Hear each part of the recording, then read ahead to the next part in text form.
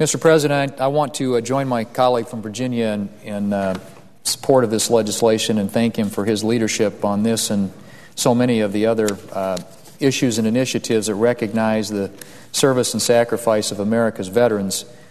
He's been a leader on that, and I appreciated his leadership on this issue because I think as we prepare to observe Veterans Day tomorrow, it's important that we recognize those veterans who served throughout our nation's history. And along with Senator Rockefeller, Senator Webb and I have introduced legislation that is known as the Frank Buckles World War I Memorial Act, which recognizes once and for all those veterans who served their country during World War I.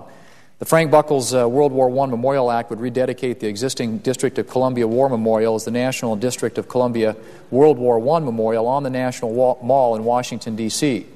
The act is named for Frank Buckles of West Virginia, who at 108 years of age is the last surviving American World War I veteran. I appreciate the strong support of Senator Rockefeller, who of course has Frank Buckles as a constituent, and I appreciate also the strong support of Senator Webb for this bill. Senator Burr, the ranking member of the Veterans Affairs Committee, is also a co-sponsor, so it has strong and meaningful support on both sides of the aisle. And as I said, Mr. President, I think it's very fitting to speak on a bill seeking to establish a National World War I Memorial because, as many know, Veterans Day was initially known as Armistice Day, which marked the end of World War I on November the 11th in 1918. After America's role in World War II and the Korean War, Congress passed legislation changing Armistice Day to Veterans Day, and President Eisenhower signed the change into law on June 1st, 1954. From initially being a day to honor World War I veterans, November 11th became a day to honor all veterans.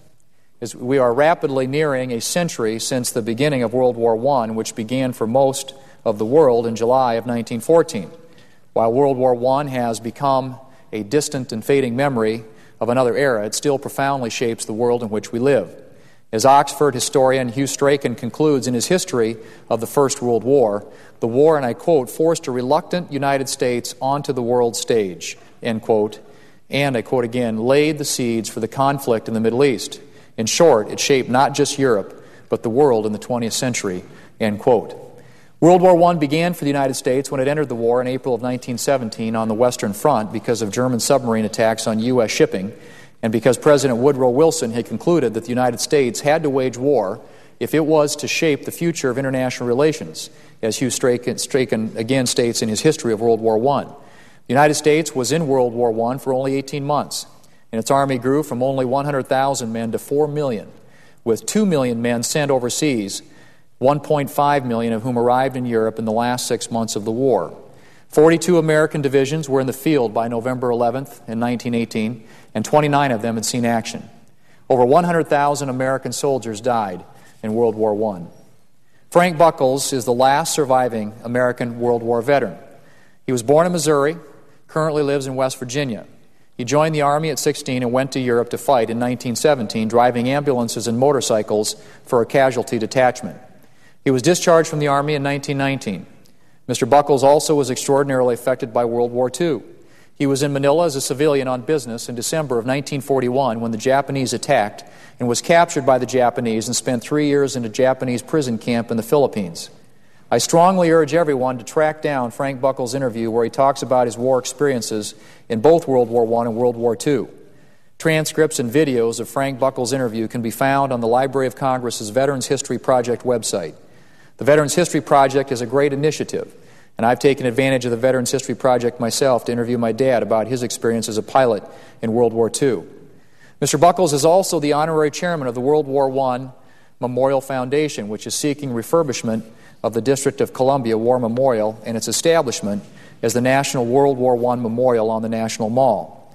The Frank Buckles World War I Memorial Act will help to make this vision a reality. I had the opportunity, Mr. President, to meet Mr. Buckles last year, and he is certainly an extraordinary individual.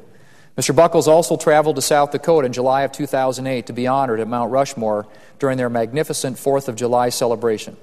It's a great honor for me to support this bill that carries his name. Mr. President, briefly I want to describe what the bill does. In 1924, Congress authorized the construction of a war memorial on the National Mall near the Lincoln Memorial to honor the 499 District of Columbia residents who died in World War I. Funded by private donations from organizations and individuals, the memorial was dedicated by President Herbert Hoover on November the 11th, 1931. The Frank Buckles World War I Memorial Act would rededicate the District of Columbia Memorial as the National and District of Columbia World War I Memorial. The legislation would also authorize the nonprofit World War I Memorial Foundation to make repairs and improvements to the existing memorial, as well as install new sculptures or other commemorations at the memorial to underscore the sacrifice of over 4 million Americans who served in World War I. The bill would not require any taxpayer dollars because the World War I Memorial Foundation would raise the necessary funds through private donations. All of the major wars our nation has fought in the 20th century are memorialized on the National Mall. Rededicating the District of Columbia World War I Memorial as the National and District of Columbia World War I Memorial fits the narrative of the mall, which is, with its wonderful memorials to World War II, the Korean War, and the Vietnam War. I think it only makes sense to rededicate a memorial to this 20th century war that established our nation's path to superpower status among the community of nations. Mr. President, this Veterans Day will mark the 91st anniversary of the end of World War I. I can think of no better way to honor Mr. Buckles and his departed comrades than by quickly passing this bill to establish a national World War I memorial. This bill would provide timely but long overdue recognition of all World War I veterans in our nation's capital. I look forward to working with my colleagues to pass this bill as soon as possible, Mr. President, and I yield the floor.